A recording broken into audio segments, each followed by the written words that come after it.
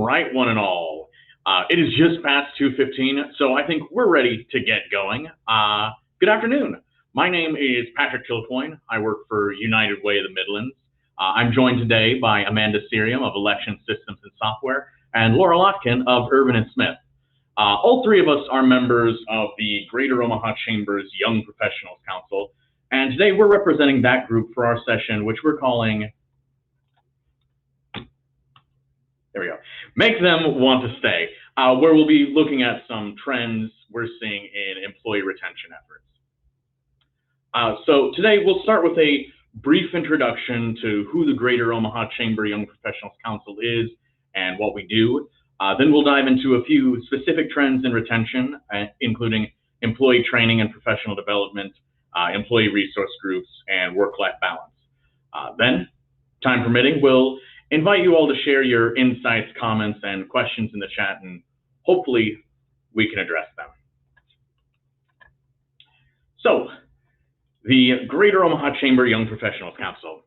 Who are we? Well, we exist as a program of the Greater Omaha Chamber, and we're a group of volunteers focused on elevating the Greater Omaha community by attracting, retaining, and engaging young professionals in our community. Our mission and vision are both on this slide, but our vision is to be a dynamic, inclusive, and integrated community where diverse young professionals want to live, work, and play. Our mission is to serve as a catalyst to attract, develop, and retain young professionals to the Greater Omaha area through engagement, opportunity, and advocacy. So as far as what we do goes, we're looking to, much like our vision and mission said, ensure that the Greater Omaha area is a great community for young professionals to, again, live, work, and play, and then promote the many things that make it a great place. For example, through our Council of Companies and other efforts, we seek to provide a venue for company groups to share ideas, collaborate, share best practices, discuss common issues.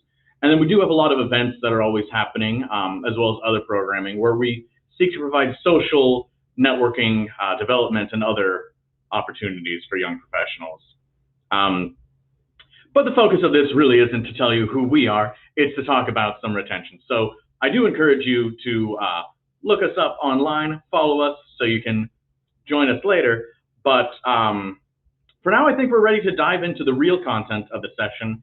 And with that, I'll turn things over to Amanda Sirian to go over employee training and professional development. Well, thank you, Patrick. I want to thank everybody that's joining us. And I'm going to kick our trio off by talking about, like Patrick said, employee training and some professional development. This is a field that I've been lucky enough to be a part of for several years with different industries and organizations, and have seen both what to do and what not to do, what's worked and what hasn't. So really just answering the question, why does investing in your employee development really matter? So we'll kick things off. Just a brief agenda here on this next slide about the 4 topics that I really want to touch on. What is training and development? Well, it's really the processes that you use to improve the effectiveness of your organization. And I'm going to focus on 4 components of that. The first one being proper onboarding of your employees. And then the other 3, expanding out beyond those new hire expectations, where I think a lot of people that I encounter are surprised that there's more training and development that happens after that initial onboarding. And that includes the effective development of teams and your organization as a whole, not just focusing on individual development, but as it pertains to individual development, continuing education. And I'll go over what that really means versus, what is professional development and what those opportunities look like. And with these 4 items, really the importance of this, LinkedIn did a really great study a few years ago that was actually published by Forbes magazine that showed 93% of employees said that they were more likely to stay with a company longer if that company invested in their career development and really took an investment in them as a person. So as we're going through this, I encourage you to really reflect on maybe your own experiences as an employee. What was really great about some of these experiences for you? What was really bad? And how did that impact how long you stayed with that company or organization? So to kick us off on this next slide, I'm going to talk about how it all starts, and that's employee onboarding. And just like when you have an employee coming on board that you're interviewing, that's your first impression of them. This is really the first impression of a new employee, of what they think about the organization. Think about the first time you walked into a company and what that first day was like. Okay, so it can be a combination of organizational onboarding. So what are the expectations of a company as a whole? And in terms of that, also, what is specific for their job? Okay, so with this, and one thing that I will reinforce, having touched on this field in a lot of different industries, different companies, there is no cookie cutter approach to training and development. So never think that you just have to stick with one method, one platform. This is really going to be fluid based on what works for your organization. So take all of this and just kind of adapt the information to what works best for you. Really think about what does an employee need to know at a company level versus just the on-the-job specific for their role. Okay, so not every company is going to put you through a 5-week onboarding class, 8 hours a day, 5 days a week with 60 other people. For some organizations, that works a little bit better because they have a lot of employees coming in all doing the same job. Remember that with this being the first impression, if you start off on the wrong foot with an employee in this beginning stage of bringing them onto your company, it's really hard for people to break free of those negative mindsets.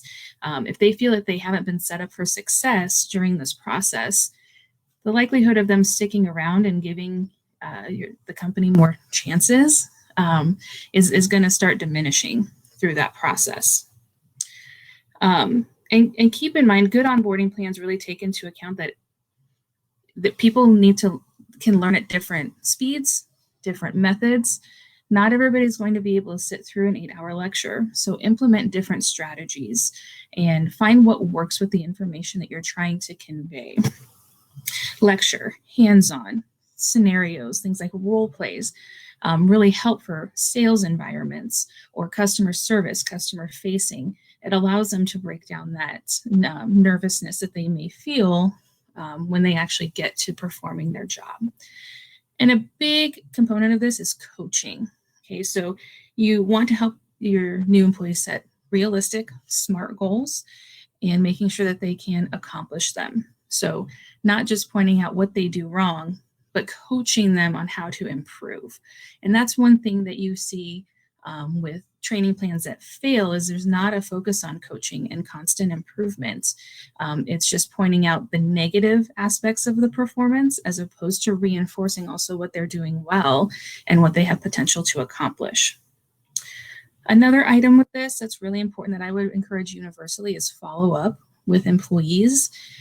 Most companies will do that I've encountered 30, 60, 90, even 1 year out, and seeing how that initial onboarding process helped them succeed as they got used to their role. So keep in mind all of these components when you're developing your plan. Okay. We can go on to the next component. The next one is going to be organizational development and teamwork.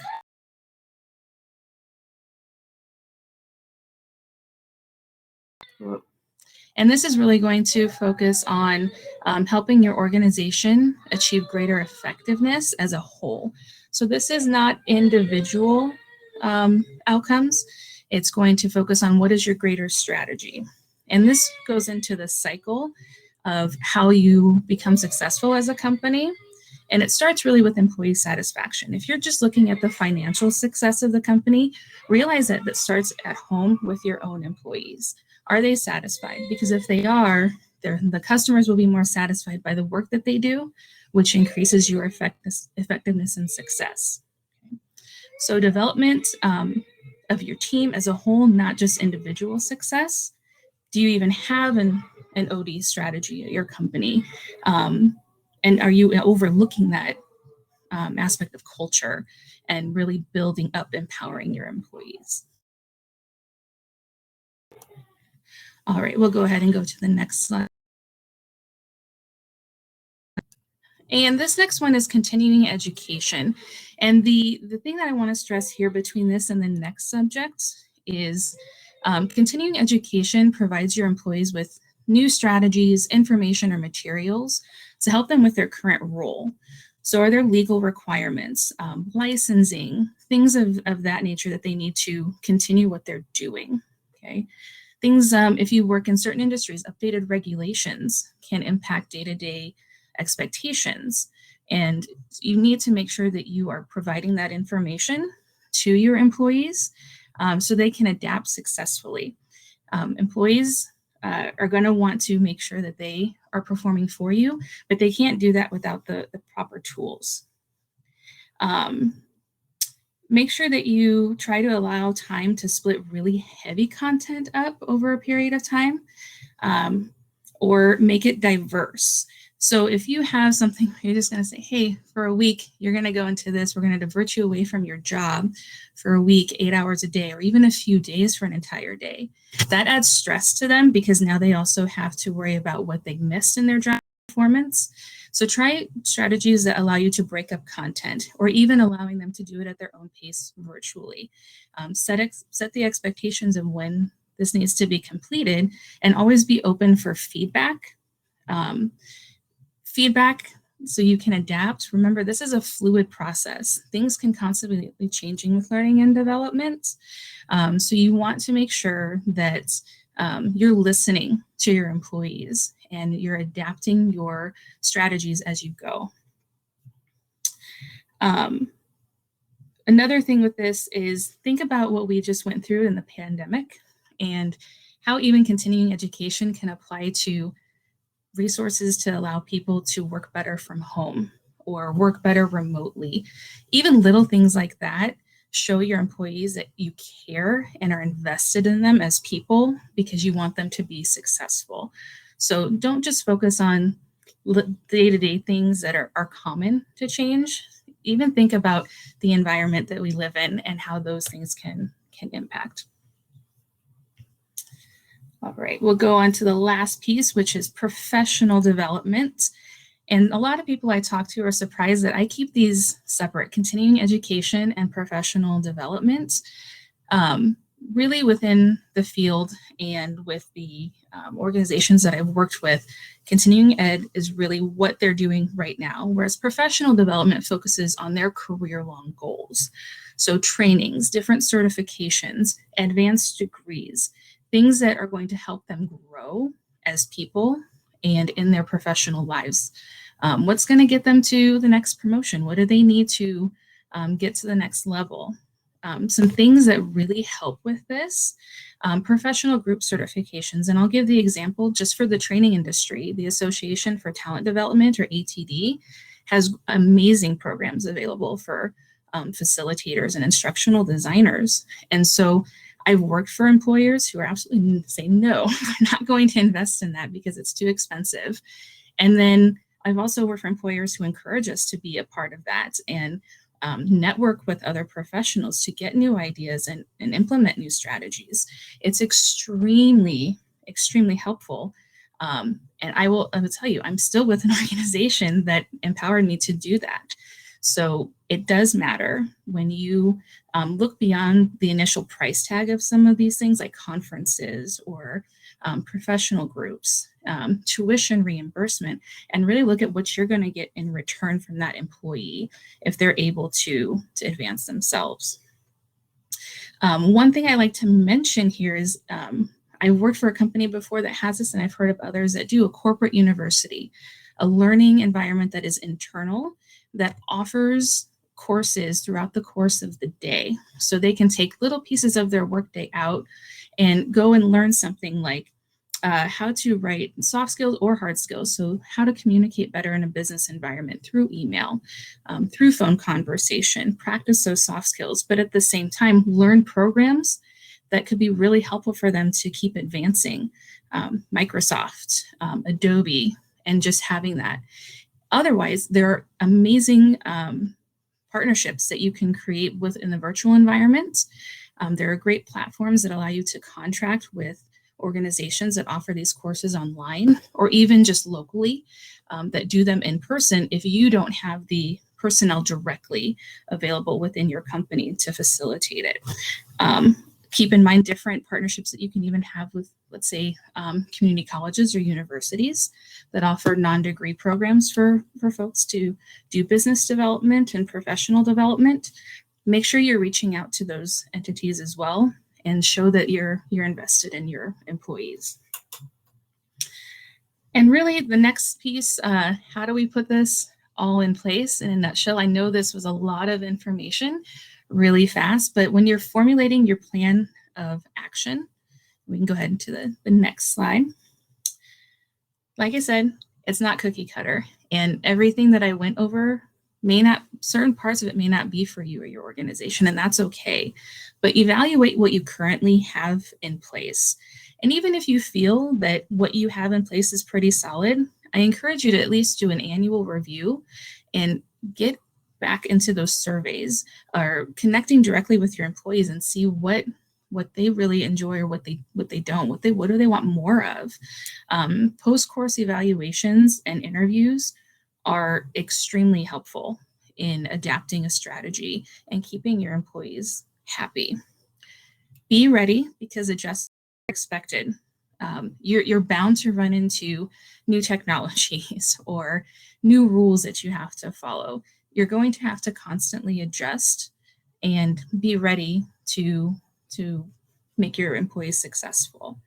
Now, I say this, but when you do those evaluations, even if you see an opportunity to change or you hear of a new idea, don't just jump into it. Really make sure that it's what's right for you. Just because you can change it doesn't mean that you should. So really look at the pros and cons and how it's going to impact you, and most importantly, your employees, because that's the whole point of this, is empowering them. I always encourage everybody to get a group of SMEs, so subject matter experts, to rely on for content, and even in some cases facilitation. And I caution, I don't really want to say caution, but be aware that your subject matter expert, or who knows how to do something really well, may not be the best person to facilitate the learning of that item, but they can be really helpful in helping build the curriculum with your training team. And with that, also get your managers involved. When managers are more open and encouraging of their direct reports, valuing their continuing education or their development, it makes the employee less stressed when they do take a little bit of time away from their day to do that. So really get the managers buy-in and make them understand the importance as well. And the last bullet point, I'm going to give a shameless plug because I am a learning professional, is really invest in your training team. Whether you're contracting out with somebody or you have employees, really invest in their development as well. Yes, they're responsible for helping the rest of your employees, but don't neglect what they need to do that. So make sure you give them the proper tools to facilitate appropriately. Make sure that you have the right personnel, and make sure that you have somebody that can design the content around what your needs are. So with that is the 10,000-foot overview of learning and development. If you all have any questions, feel free to put them in the chat or message me directly, and hopefully we can get some good discussion going around this.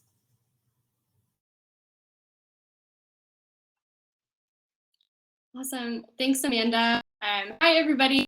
My name is Laurel. I am going to get to speak to you a little bit today about employee resource groups, what they are, what they look like, and why they matter, along with just a couple helpful tips on how you can consider starting them within your own organization.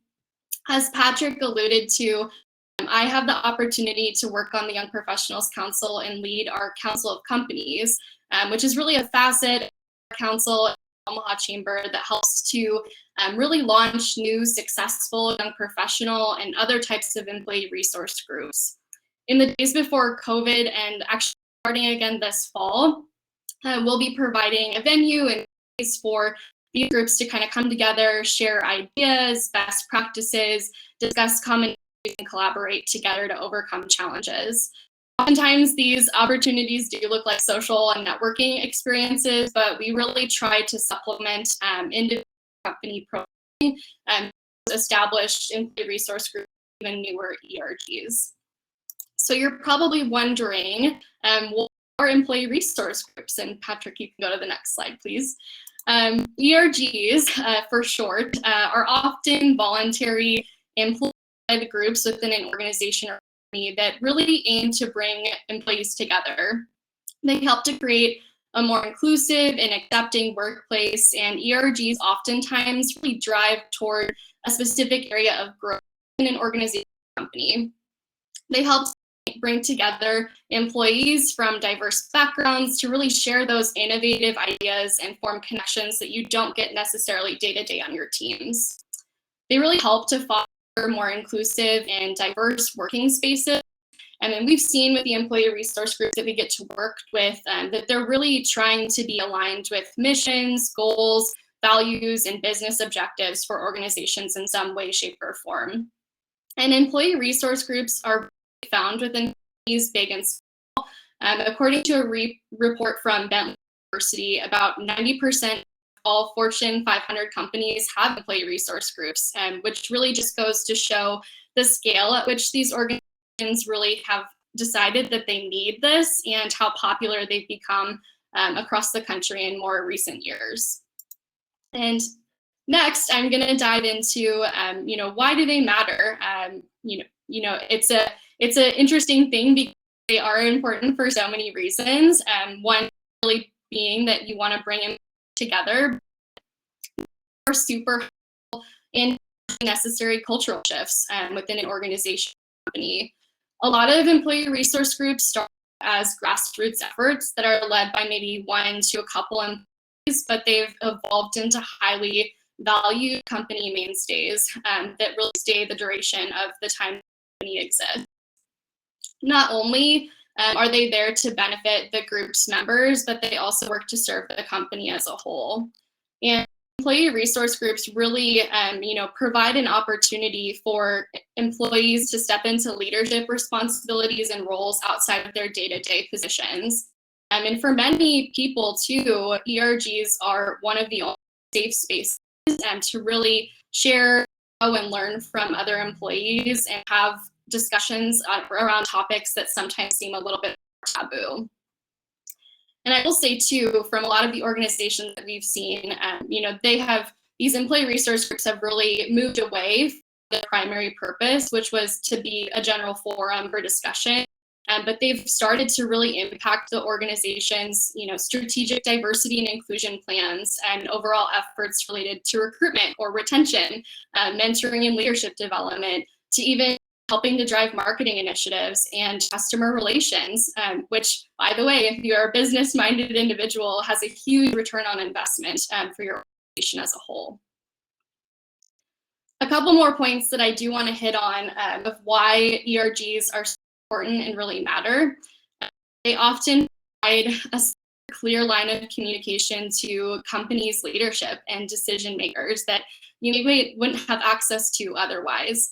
And like I alluded to, these organizations within an organization provide leadership opportunities that allow even an individual contributor or an aspiring manager to take on different learning experiences and opportunities to prove their own value and worth.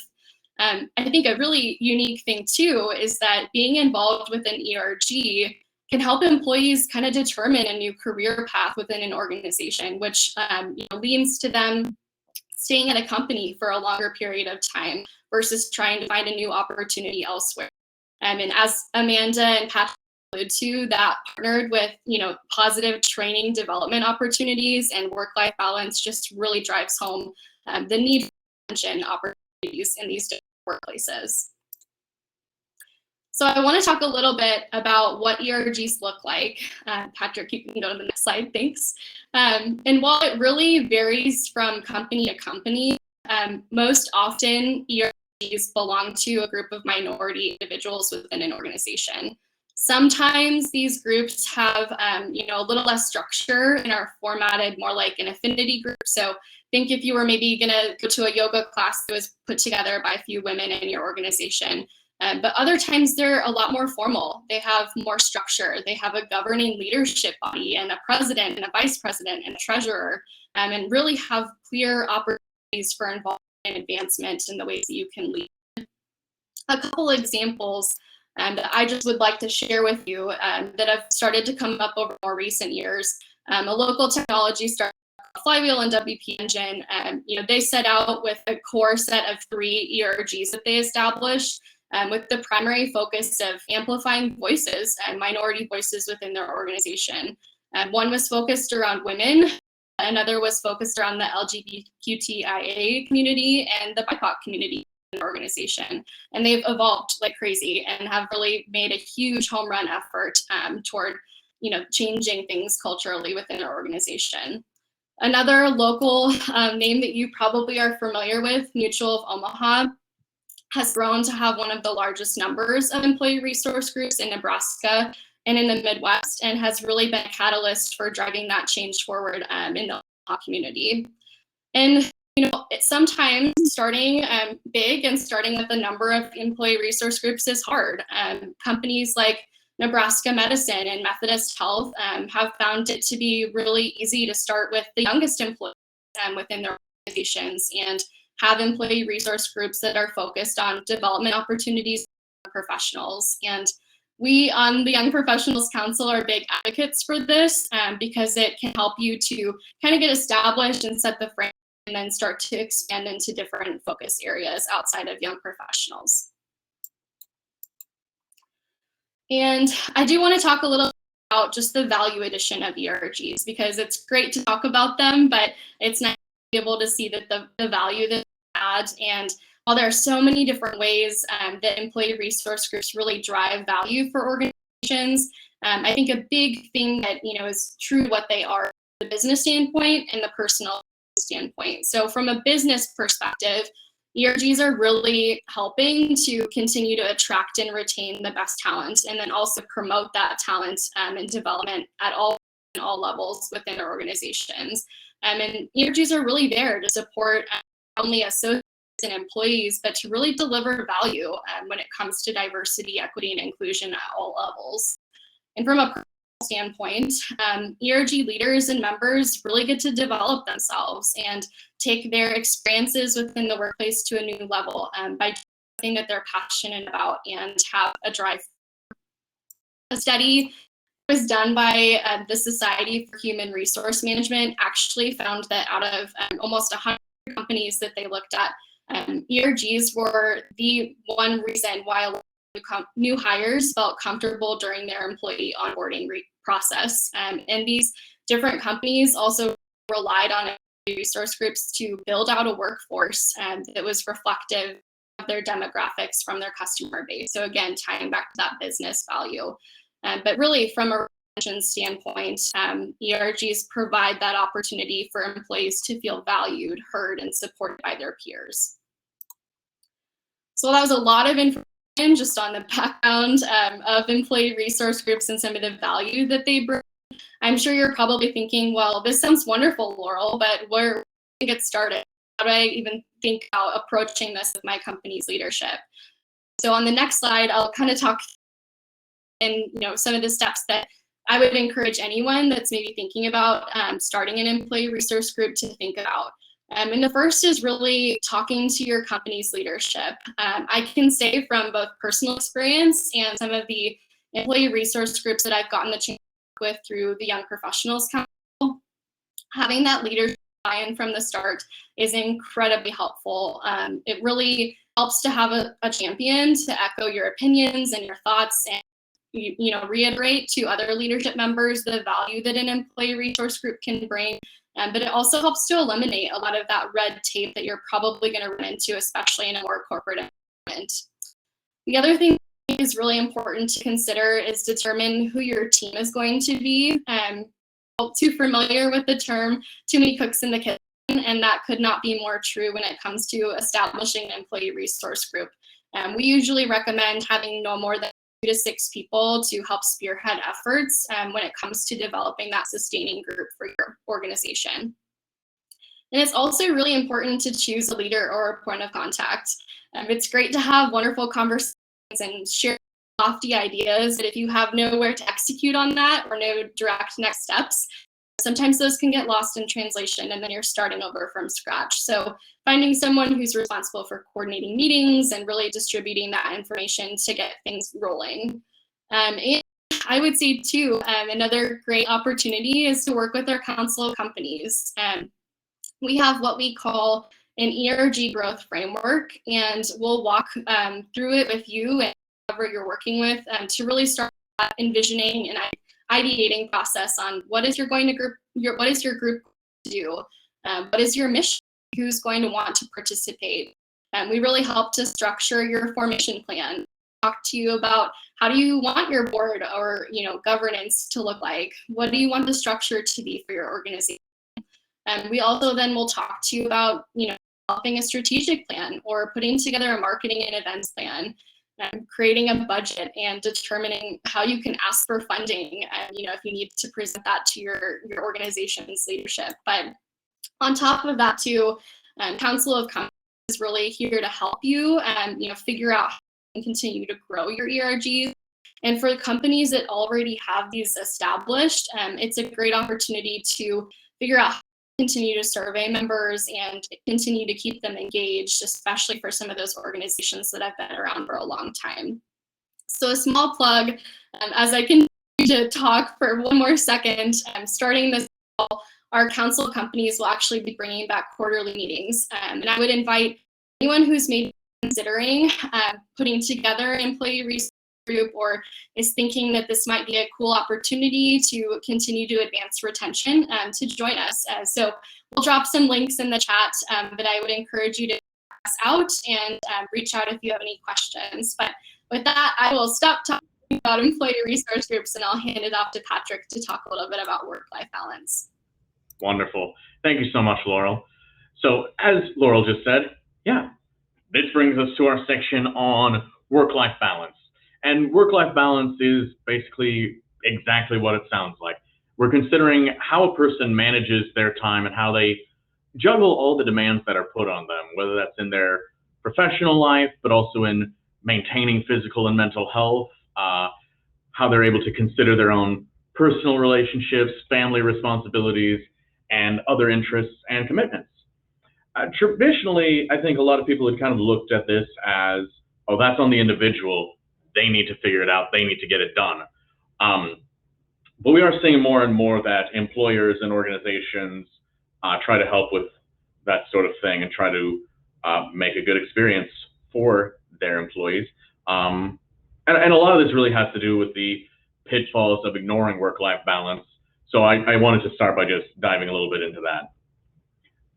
Particularly starting by considering what a lack of work-life balance can do to the employees themselves. And these first couple of bullets, which focus on stress, mental health, and physical health, they certainly go together. It's easy to kind of forget, although I think we all do know, but just how serious chronic stress can be, and that is the underlying cause of so many health issues, be it chronic pain, digestive problems, hypertension, heart disease, insomnia, depression, anxiety. It's a much bigger deal than I think some people give it credit for. And then I did list burnout separately, even though that definitely goes along with those other health issues. But burnout typically comes from prolonged work issues and the feeling that there is very little you can do about it. So along with the health issues just mentioned, burnout can be the source of workplace pessimism, irritability, and a lack of creativity, motivation, and productivity. To say nothing of, if you're working late every night and over the weekend and all the time, that can really create difficulties with your relationships, whether that be with a romantic partner, friends, children, other family members. And these issues then go back in a cyclical way to the stress and lead right back to the health issues we were just talking about. So obviously for employees, trying to keep yourself healthy and balanced is really important. But it is also important to consider the impacts of what a lack of work-life balance can do to the organization. And rather than focus on things like culture and morale, I just wanted to go zero right in on the bottom line implications of this issue for organizations. So we mentioned the issue of burnout and how it leads to lower engagement and lower productivity. This can have a large impact on organizations. There was a survey by Deloitte that showed that 91% of workers who report feeling burnout believe that it negatively impacts their performance. And there was a Forbes article that seems to confirm this, that's showing that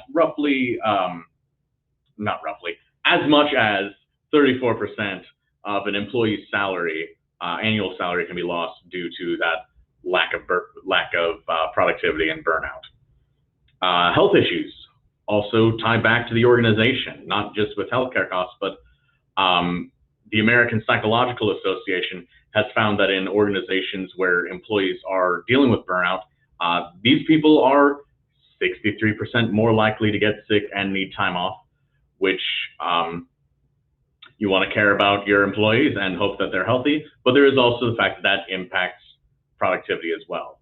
I haven't found too many hard stats on this next one, but a lot of authors also are pointing out that as people are distracted and unengaged, what have you, that lack of focus can lead to workplace accidents as well, which disrupts organizations in so many ways. And then finally, another study by the American Psychological Association suggests that burnt-out employees are about 2.5 times as likely to be looking for another job. And turnover is one of those huge, costly issues that you know how much it costs, but you forget about it. So yeah, and then you take all of these things that I just brought up and remember that that can impact an organization's reputation and make it more difficult to recruit and retain talent. So that's a lot of negative things that can happen if you don't focus on work-life balance. Fortunately, there are ways that work-life balance can be improved, and part of that just starts with flexibility. Now, I do get that flexibility can be a term that worries some people, as they may see it as meaning, no rules, anything goes. But really, it's about having a collaborative approach to how work gets done. And to be able to do that, much like Amanda was talking about with training, the clearer your expectations can be, once it's really clear what you're asking of this person, what the expected outcomes are, whether those are revenue goals, key performance indicators, task project management, whatever it is. But the more you can get focused on the goals, the more you can move away from micromanagement and start being innovative in how you pursue those goals. So really, when I talk about flexibility, it's more about both parties, an employee and an employer, agreeing on when, where, and how the employee works to meet organizational goals. Some of this can be scheduling. I get that it's traditional of 8 to 5 with an hour-long lunch, but for some people, 7 to 4 might be more ideal. 9 to 6 might be more ideal. There's a lot of places that are moving to an option of 4 somewhat longer days and 3-day weekends every weekend. It just goes back to focus on what you want to accomplish more than the rigidity of holdovers from kind of 1960s management. Flexibility and location is another big thing. We've seen all this year how much can be done remotely. Certainly doesn't make sense for all positions, but these advancements in technology have made it more possible for people to work remotely than it was in the past. The flip side of that is, just because you can email someone 24/7 doesn't necessarily mean you should. So respecting time off is a huge part of work-life balance. I think that kind of doesn't need to be dove into more. And then finally on this topic, just adaptability in job design. I think we've all been in different places where maybe 3 people were hired to do the same job, but they all had subtly different strengths. So the more you can let them play to their strengths, the better off it'll often be. I have a lengthy story about that, but I don't think I have time for that. So trust me, that when you do allow people to live to their strengths and do what they enjoy, they can succeed more than if they're put into that sort of rigid box. So beyond just increasing flexibility, workplace wellness programs are something that we're seeing so many increases on. Some of that is, it can look like group activities, whether those be, optional group yoga in the mornings, guided meditation, a walking club, wide variety of things like that. Also, sometimes you'll see workplace challenges, which might be, oh, we're all trying to get to a certain step count or drink a certain amount of water, which can promote wellness and health as well as camaraderie. This one's very simple. I know I've worked in several organizations where if there's food, it's definitely donuts. And that can be difficult on people as well. I love the occasional donut, but having healthy options when there are food brought in, it helps everyone. And then also just many employers are including employee assistance programs as part of their benefits packages. This often takes the form of short-term counseling and referrals for a wide variety of personal issues. But what we're finding more and more is that even though there are more organizations that are offering these benefits, a lot of those organizations aren't doing a great job of saying what those benefits are. And so a lot of times those benefits that people would like to take advantage of aren't fully understood. And then just my last few caveats on all of this is just to be careful and be critical about what you're trying to do. If you try and be perfect, or if you as a manager approach, or anyone in the organization approaches this without a real sincere effort that you are trying to care about the health and well-being of your employees, it definitely can backfire. So with that in mind, it's important to seek employee input and the support of leadership. Be critical. Are these efforts causing more stress? I think we've all at some point had some sort of mandatory fun that really just got more in the way and distracted everything. And then lastly, one thing as you're trying to be more flexible and focus on wellness that can also be difficult is listening to the employees, just because one of the biggest pitfalls is a perception of favoritism of, oh, they get to do this, that, why don't I? And then that can disrupt your entire culture. So I'm running a bit behind on time, but if Laurel, I believe you were going to toss a few links into the chat. So if you could do that, and then if there's any quick questions or comments that anyone wants to share, we can touch on those.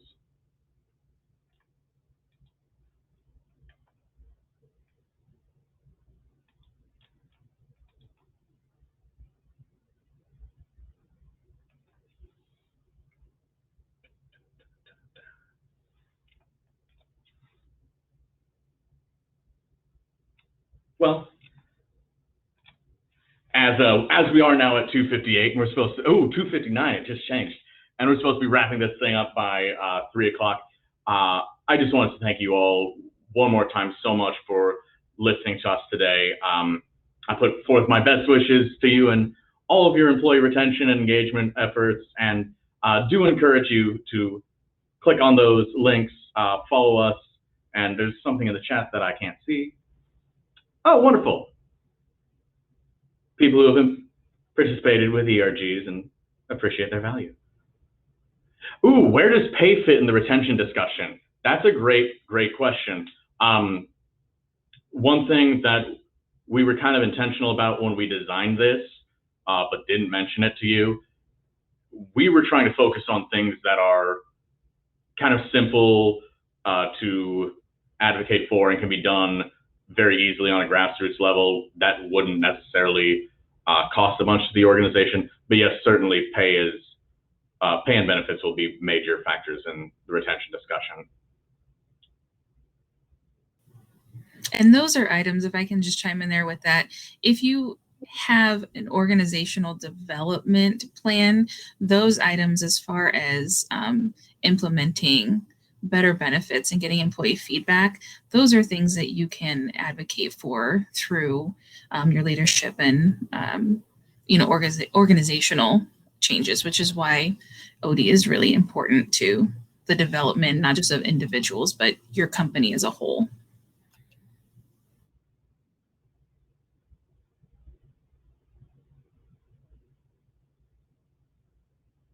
Wonderful. Well, thank you all so much again. We are at time, but thank you for joining us. Yeah, hope to see you around. Thanks everybody for joining. Thank you.